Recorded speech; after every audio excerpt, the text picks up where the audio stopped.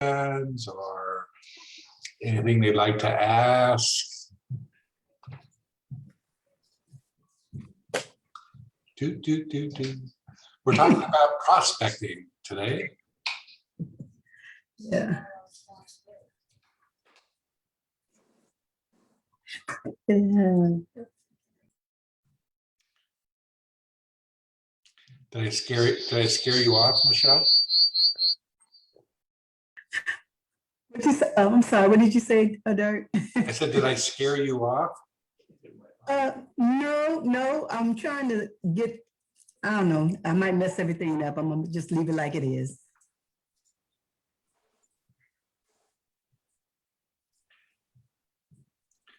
I see I've got Jay on here. I've got Betsy. Any questions or comments or anything in particular that you'd like me to focus on? In my El Camino class, I would take about 3 hours to go through our my prospecting course material, and I'm going to get it done today in an hour. So if there's anything in particular that you want me to focus on, I'll be glad to highlight that. Thank you.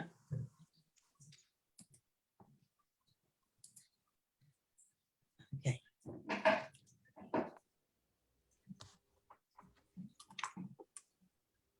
All right, are we sure? Are we ready, Danny? Should we? Good. Okay. All right, so this is prospecting. I'm going to call this prospecting. It's a numbers game. I'm just going to talk numbers today. 100 contacts will make you a living in this career. But all of these contacts have to know you, and you have to have a relationship with these contacts. Owners stay in their property 10 to 11 years now, according to the recent statistics. 100 years ago when I started in real estate, homeowners only stayed in their properties 3 to 5 years. So the turnover was much greater. It's double, at least double as to what it is now. But because prices are so much higher, commissions are 10 times the amount that they were a few decades ago. So what that means is that if you have 100 contacts, 10 of those will be selling each year if they're owners of real estate. So then the question is, out of those 10 that are selling, how many are you going to get? And that really depends on that relationship that you have with your contacts. 50%, I think, is good. You can probably do better than that. But if you're only getting half of the transactions from your database of contacts, that means that you'll have 5 transactions, which here at TRG will probably put you in 6 figures. So my goal for you is to have a database of 300 so that you can produce at least 1 transaction, probably more than 1 on the average per month. Works out to about 15 per year. And that's only getting 50% of the transactions that occur in this database of 300. This also does not include referrals that are going to come from this and any sell-buy transactions. That's when you're representing a seller and they're either relocating or they're buying another property nearby where you can work on that other end of that transaction. So there's a lot of potential here. And that's why agents historically have always done these geographical farms where the instructors always used to say, pick an area, 500 homes, get to know everybody in this area, become that neighborhood specialist, because it will always provide you with listings. And we have some great agents at TRG that have been doing farming for decades. And so you've got a lot of experience to pull upon if that's your choice in your prospecting goals. And as I'll mention later in this workshop is that I want you to focus on one type of prospecting. I have a 30-day to success workbook that it's on our webpage, and it allows, it kind of shows the new agent when they first come into the business, the different options of work that they can do in the business. And let me show you, Danny's got that pulled up here. So if you go to our website, do the agent login, we all know the password. It's sold, S-O-L-D, and then you'll see the material. This is most of the material that we use in our workshops. We have this prospecting booklet at the very bottom. And this booklet, it's a PDF that we'll pull up here. It goes through all different types of prospecting. We've got working for sale by owners, expired listings, cold calls, doing open houses. In fact, I like to do a workshop just on open houses because that's what I specialized in. And lots of good articles and good information on prospecting. But today, I'm just going to focus on getting those 300 contacts. So start out by getting 100 contacts. And so how do I get 100 contacts? So this is where you keep track of all of your family, friends, associates, people, everybody that you do business with, everybody that already knows you. If they can know you personally, you're going to save a lot of time versus going out and just knocking on doors. Past clients, obviously in your first year, those past clients are the best, and that's your best source for getting referrals and getting new transactions. Any current leads that you have from open house, any farming that you do, any groups that you belong to, any social groups like the church group, community service group, Rotary, Lions, Elks, Moose, there's a lot of them out there. But you should be involved in a community service group, alumni groups, other groups like a homeowners association, political groups, Young Republicans, the Young Democrats of America, fellow bowlers, golfers, card players, PTA, any sport groups. So this is a great way to make contacts that are much better than just calling somebody on the phone or knocking on a door. And these are people that you work or play with that know you, and you're starting to build that relationship with them. So you'll have a much better chance when you solicit them about real estate to get a lead or a referral from them. So 100 years ago when I started, I'm 20 years old. My peers were not buying real estate. So I went out and I did everything. I knocked on doors. I did open houses. I went to first sale by owners. I mean, I tried everything. And I didn't like the cold calls. I much preferred being in social groups. And so I joined my first group. I was in a Kiwanis Club and a JC, which is like a junior chamber of commerce in my 20s.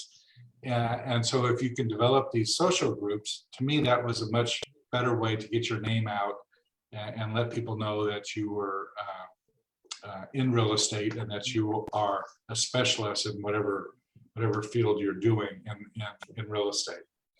And that's evolved over the years. I've been in Rotary now for probably 30 years. I haven't got a lot of business, but I've gotten a lot of referrals out of that. But just to show you how these social groups work, my wife and I, we started riding Harley motorcycles probably about 10 years ago. And so about 5 years ago, we joined a Harley group that we do rides, typically on a monthly basis. And just in this last year, I've had 2 transactions from my friends in this Harley group. So it's very low key. It's not, you're not pushing anybody. They just know that, hey, Derf's in real estate and he's successful in the business. So that's how you've got to present yourself to these groups. And for me, it was much easier do these social groups than it was knocking on doors. And again, in another workshop, we'll talk about doing open houses, because that's a very successful way for a brand new agent to get a lot of leads. Okay, so again, the key is once you have these names, once you have these contacts, you've got to build the relationship and be consistent. Make sure that you're contacting them on a monthly basis and keeping them informed about real estate. And if this is a new group of 100 that you're trying to develop, if you're a brand new agent and you're trying to develop this list, it's important that you make weekly contacts.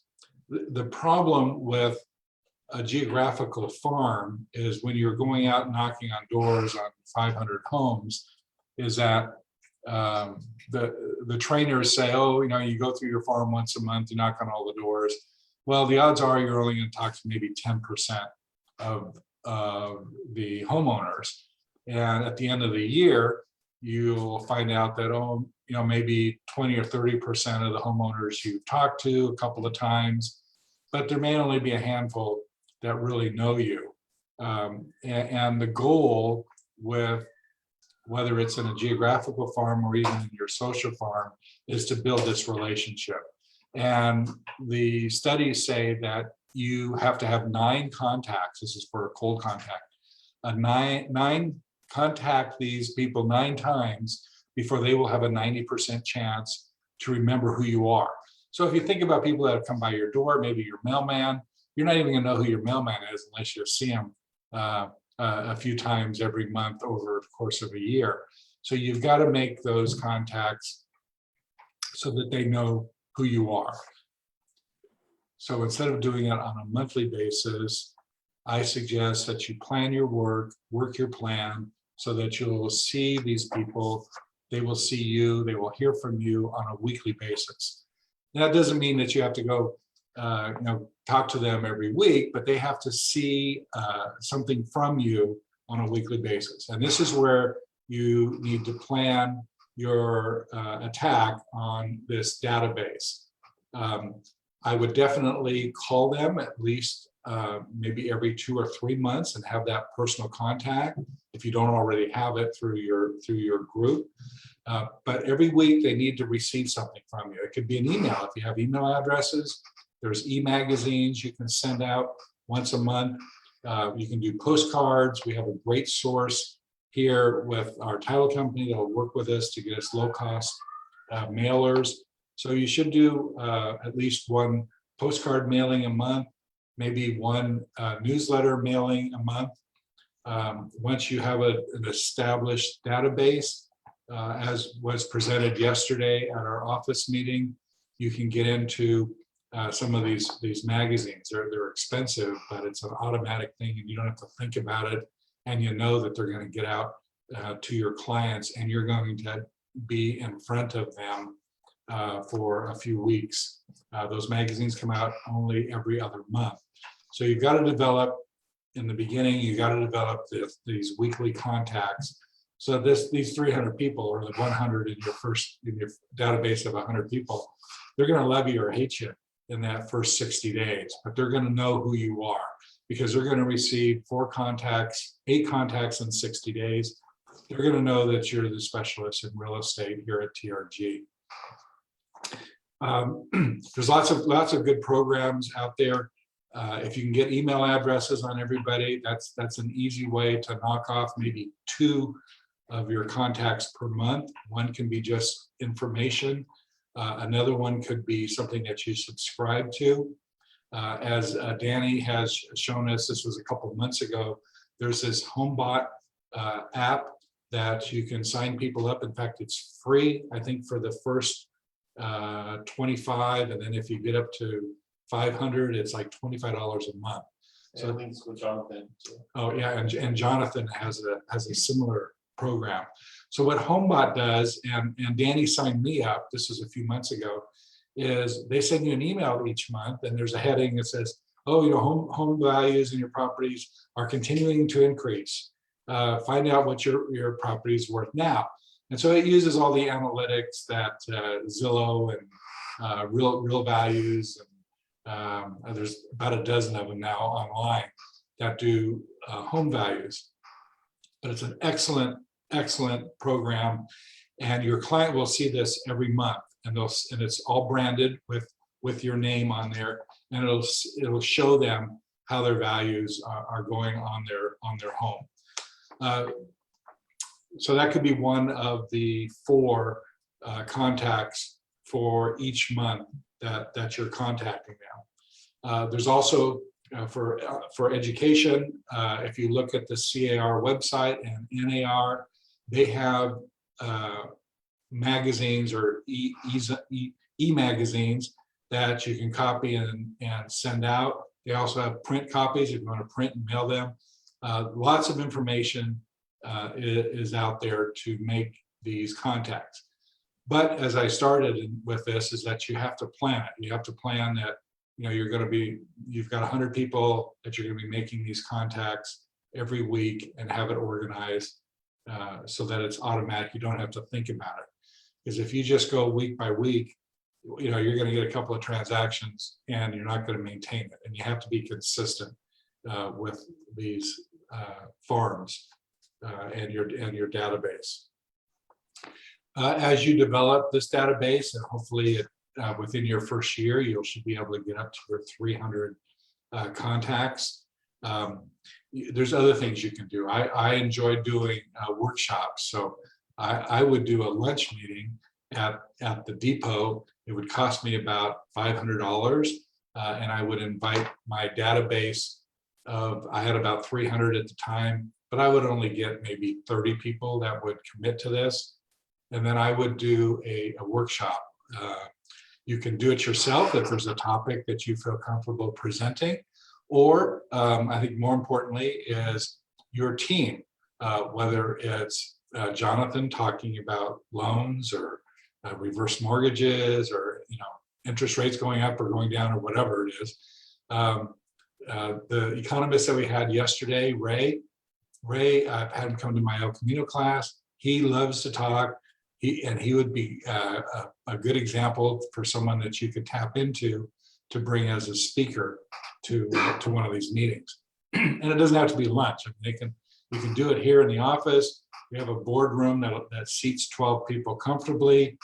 Bring in some appetizers and have these workshops or these training sessions. Make them available to your database. And if you could do, start off maybe once or twice a year, but there's no reason that you couldn't do one of these on a quarterly basis. And that's another contact for all of your database, so that they know that, hey, you're the specialist in real estate. Other examples, 1031 exchanges. We got a great Phil Atwan loves to talk about that. Andy will talk about termites at the drop of a hat. So you get him to speak. Robert on title issues. He just did a good one for our office on filing paperwork to protect your assets. So there's lots of stuff that you can do, even if you are not speaking yourself. So the idea is to plan your work and then work your plan. Okay, so a couple other tips I'm gonna hit on here, and we'll go to some questions if you have any comments. Thank you notes. My mentor, if you can see this daily activity graph to your left here, it was Tom Hopkins, and this is back in the 70s. Tom Hopkins was really big on thank you notes. His mom used to write thank you notes whenever they went out to dinner or they went to a friend's house for dinner, and she taught him the importance of this. And so every night he would write 10 thank you notes. And this was to basically everybody that he met or anybody that he talked to in the business. And I mean, when was the last time you got a handwritten note from anybody? I mean, So if you can get yourself committed to doing that, that's great. I'm happy with agents, even if they just send emails and send a thank you note via email. But you can imagine the difference in getting these personal notes. So it's a habit that you got to get into, but that's part of your work, the plan that you have for your work. Send these thank you notes out to everybody that you meet, anybody that you've sold to, any past clients, any holidays that are coming up. Send a personal note out to everybody that you know in this database. Again, your goal is one contact every week for this 100 to 300 people that are in your database. Okay, so I got some other notes here. You want to plan at least to make a personal phone call to talk to them at least every quarter. That's a good excuse to send the thank you card right after that. Thanks for speaking with me the other day. It's great to hear about whatever you talked about. The e-magazines or newsletters are available, and also those events. It's important to become a specialist. So we have a whole library upstairs here in the office on different types of prospecting, and it's probably very unused. It's literally tens of thousands of dollars of cassettes. I don't even know if you can get a cassette player nowadays, but the material is the same today as it was years ago in making these contacts. So educate yourself, become a specialist in whatever niche you want to go in this business. Learn as much as you can about it. And not only we have lots of material available here. If it's something specific, let me know. I've got Danny and I, we have lots of material files on this. I can talk to you for 3 hours just on geographical farming and show you samples of what I've done as to what's successful and what's not successful. The other advantage that we have today are these podcasts. There's great seminars that are available online through NAR and CAR, plus just out there in the airways where they're trying to sell their stuff. But there's lots of good information. Most of the stuff that I've been listening to, it goes back to basics and making those initial contacts and making those relationships. Down the road, you may think about getting some CAR, NAR course designations.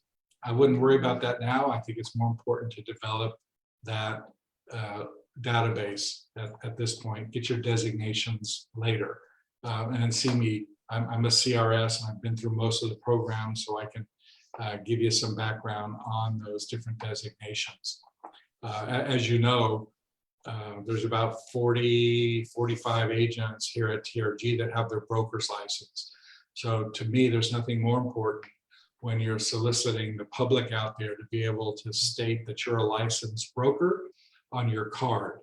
The public out there doesn't really know what a GRI or a CRS is, but they know what a licensed broker is. And so it's important to get that as soon as you can. And we will pay for all of your, TRG pays for all of your college courses that are online. We have a great exam prep program through Lumlow Real Estate Schools, and we'll pay for all of that so that you can get your broker's license. And we usually have a few agents every year that do that. So that should be one of your, one thing that you should be focusing on. Okay, and then just to kind of wrap up some of this, my experience over the decades, when I see successful agents, it's typically those agents that specialize in one specific area. When we start out, we do everything. We try a little bit of this to see what you're good in. For me, I preferred those social groups and open houses. But you have to find out what you like to do. You have to enjoy this business. You are your own boss. You have to have fun in whatever you're doing. So if you don't like making phone calls, I've got a great program to call on people. But in my years of talking to students at El Camino and to agents, it's very rare to meet a new agent that really likes making phone calls. It's probably the most effective, least expensive way My to phone's acting get up. those Hold on. contacts. But if you don't like doing it, it's not something that you're gonna do consistently. And you have to do it consistently to be successful at it. So that niche marketing is very important. We have great examples of agents, young and old, that have been farming and have been very successful in doing farms. And we have new ways to develop these farms where it's not the old school where you just have to pick 500 homes. You can pick 1,000 homes and look at just those that have the most propensity to sell in the next 12 months and just focus on those, hit them up every week for a 60-day period.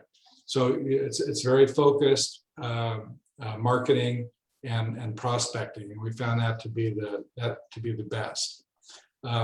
Expired listings, for sale by owners. I've got a great plan for sale by owners. We had a lot of fun doing this years ago.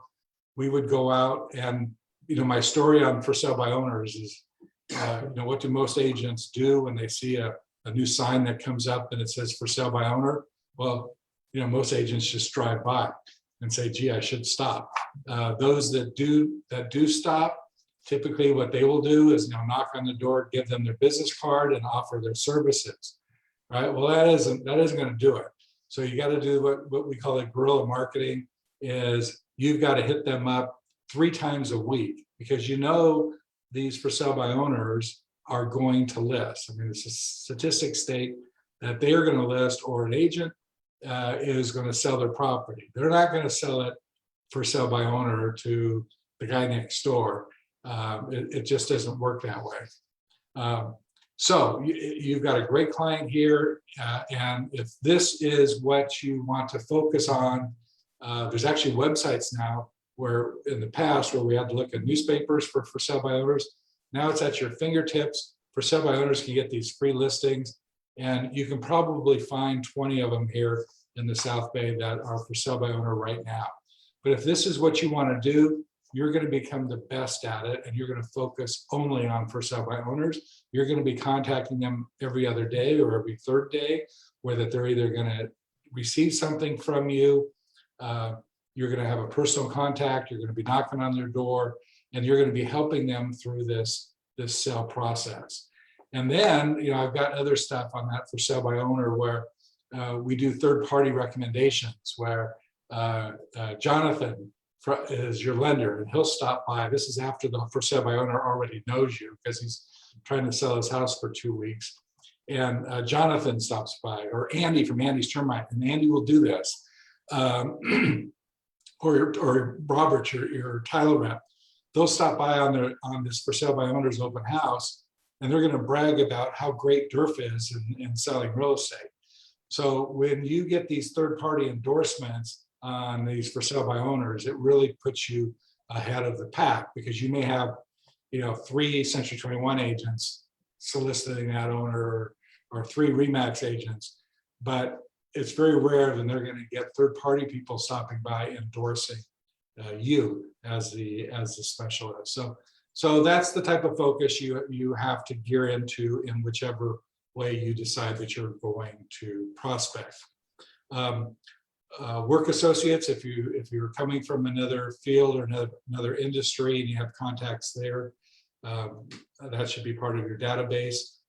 Church groups, and then your focus can be on, as far as your marketing. I've had agents that have focused just on beach properties, or just on multifamily units, or just on absentee owners, or I get a flyer, I get an email now almost on a weekly basis for this agent that just specializes in horse properties, beachfront properties. Another agent, one that I know pretty well, all she does is condos. So find that focus for you so that you can be that specialist in that field. when the market turns, as it probably will in another 10, 20 years, if not sooner, you can focus on bank sales or foreclosures or short sales. Just today, you can do distressed properties or fixer-uppers. So there's lots of things to focus on in this industry. Any comments, questions? I have a question. Yes. When you said that through the title company, we could target people, can we target people by age also? Yeah, the demographics are there, but I wouldn't limit it by age. If you're looking, and I'm hoping you're looking for sellers, so that's typically why you would go to the title company to get these leads. But their analytics will look at a group of properties, and they'll pick the top 2% that should sell within the next 12 months. And they use, I don't know, I think they have like 15 or 20 different things that they're looking at. So they're looking at how long they lived in the property, loan balances, because they can tell how long ago it's been since they've got their loan, anything that's recorded. So for example, if there's a death notice or if there's a divorce, obviously, bankruptcies or foreclosure notices, and there's just a list. There's just a list of things that this software does. And so out of 100 properties, you may get 3 or 4 that will be on their hot list. And so the idea is, instead of doing a geographical farm of 500, you may do your farm of 2,000, so that you're going to get 50 of these hot properties. And then you've got to hit them every week. Hit them every week for that 60-day period. They're going to love you or hate you, but they're going to know that you're in real estate. And so that could be one of your focuses, if that's what you want to take on. But so you could do the ones that they target through the algorithm. But in addition, if you talk to the title company, you could say, I want this particular age bracket too. So you could do both? I believe, yeah, because they have the different fields that you can do, but I don't know why you'd want to limit yourself to age. I mean, even if one of the designations is an SRES, a senior residential specialist. So it would be great to focus on the seniors, and that would be okay if you're in a certain neighborhood and that's your focus. But if I'm doing hot properties, if there's somebody that's in their 40s and it's a hot property, I don't want them to go by the wayside. Oh, of course. Okay. Yeah. Other questions, comments?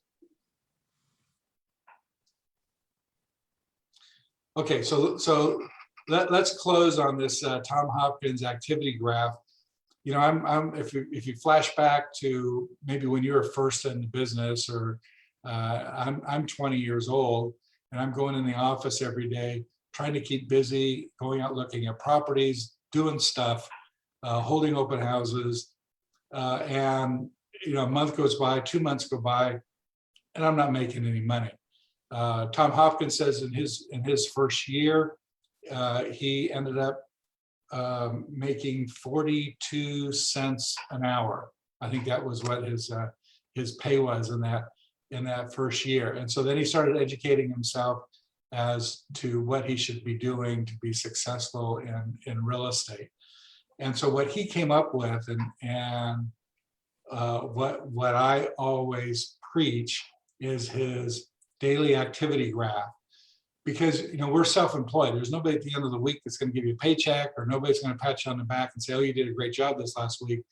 So you've got to be able to judge how active you are. And the best way to do this is, and this is from the 70s. This is the best that I've seen. And what it does is it gives you points each day for being in a position where somebody can say yes, where they want to sell their house, or they're a buyer, or they want to make an offer or something. And you want to put yourself in that position so that your clients can say yes. And so looking at this activity graph here, you'll see days of the month, and it shows 31 days across. If you work your way down on day one, you get yourself 1 point. If you see a for sale by owner, you get a point for each for sale by owner. You're looking at new properties. If you're showing properties, those are points. Door knocking, this is just for those people that you've talked to, you get a point. The one I like here is a listing reduction of $500 or more. Yeah, well, that would be $5,000 or more today. Open houses, you get a point for each contact that you receive. Thank you note, he's big on thank you notes. So you get a point for every thank you note you save. Phone canvassing, 1 for each 10 that you talk to. So he wasn't big on these blanket phone calls. So the idea is in your work, you can judge your progress by the number of contacts or points that you're getting each day. So if you do this and you got a couple points here and a couple points there, how many points are you going to get each day? So give me some comments. What do you think out there? You got to hit that unmute. I can't hear you. All right, so let's go to the next page. And this will give you an example. Once you've got your 30 days done, you transfer those points to this chart. And this is a 90-day activity chart as to the number, actually this shows 38 days here, as to how many points each day you've received. And one of my favorite quotes from Hopkins is up at the top of the page here. Real estate is the highest paid hard work and the lowest paid easy work there is. And this will show you. So for those agents that are getting 10 points or less per day, right?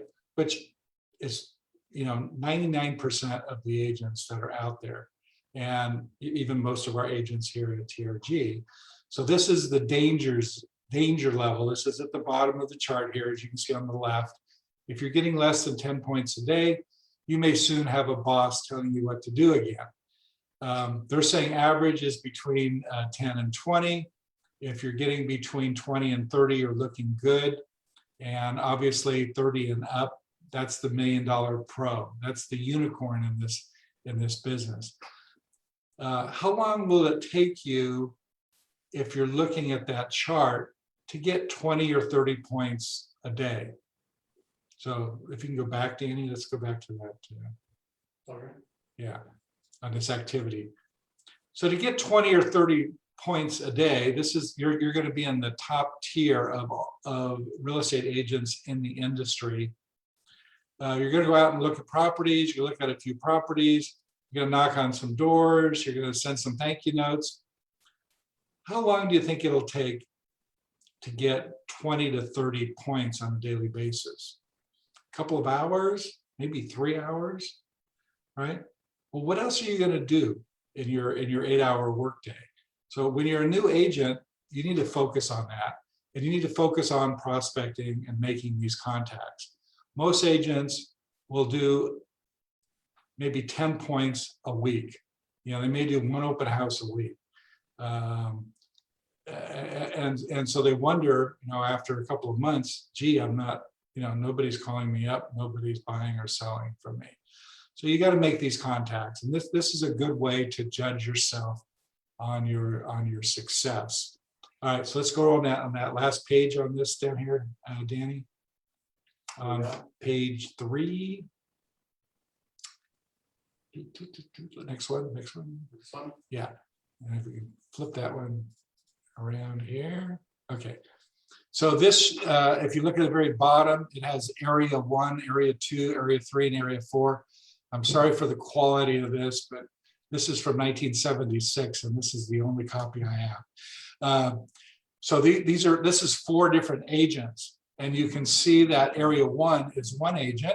He's kind of up and down. He's had some days where he's had 20 some points, and other days that he took off. Obviously, he didn't get any points.